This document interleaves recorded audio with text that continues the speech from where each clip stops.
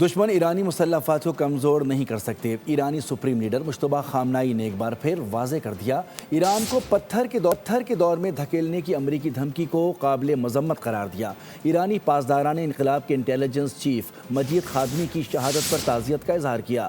مجتبیٰ خامنہئی نے اپنے بیان میں کہا کہ امریکہ اور اسرائیل کو ایران میں مسلسل شکستوں کا سامنا کرنا پڑا۔ دشمن ہر روز دھمکیاں اور تباہی کی وارننگز دے رہا ہے، شہری علاقوں پر حملے کر رہا ہے، پلوں، پاور پلانٹس اور اسکولوں پر حملے انسانیت کے خلاف اور جنگی جرائم ہیں۔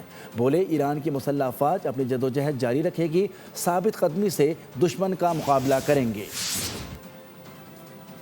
دشمن ایرانی مسلح افواج کو کمزور نہیں کر سکتے۔ ایرانی سپریم لیڈر مجتبیٰ خامنہئی نے ایک بار پھر واضح کر دیا، ایران کو پتھر کے دور میں دھکیلنے کی امریکی دھمکی کو قابل مذمت قرار دیا۔ ایرانی پاسداران انقلاب کے انٹیلیجنس چیف مجید خادمی کی شہادت پر تعزیت کا اظہار کیا۔ مجتبیٰ خامنہئی نے اپنے بیان میں کہا کہ امریکہ اور اسرائیل کو ایران میں مسلسل شکستوں کا سامنا کرنا پڑا۔ دشمن ہر روز دھمکیاں اور تباہی کی وارننگز دے رہا ہے، شہری علاقوں پر حملے کر رہا ہے، پلوں، پاور پلانٹس اور اسکولوں پر حملے انسانیت کے خلاف اور جنگی جرائم ہیں۔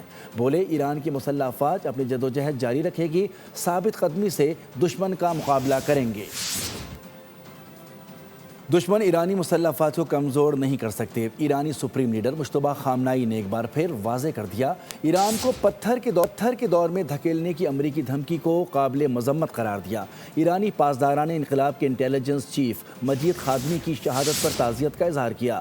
مجتبیٰ خامنہئی نے اپنے بیان میں کہا کہ امریکہ اور اسرائیل کو ایران میں مسلسل شکستوں کا سامنا کرنا پڑا۔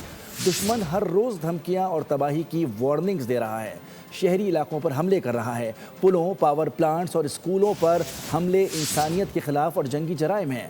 بولے ایران کی مسلح افواج اپنی جدوجہد جاری رکھے گی، ثابت قدمی سے دشمن کا مقابلہ کریں گے۔ سبسکرائب کریں اور بیل دبائیں تاکہ کوئی خبر رہ نہ جائے۔